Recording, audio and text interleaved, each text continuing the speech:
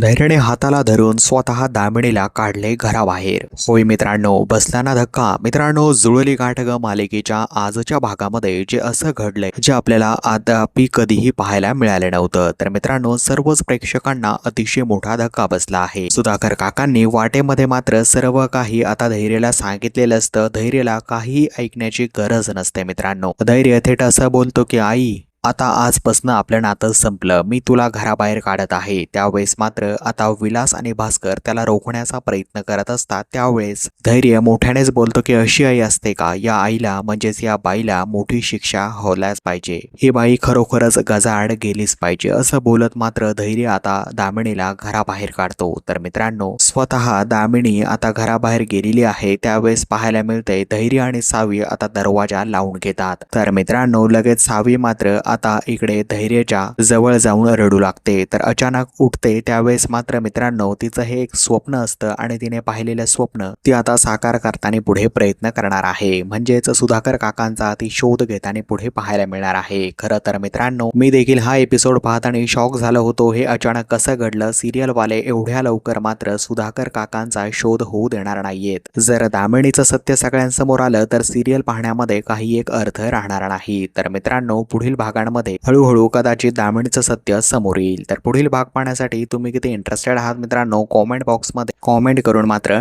नक्कीच कळवा। भेटूया नवीन व्हिडिओ अपडेटमध्ये। धन्यवाद।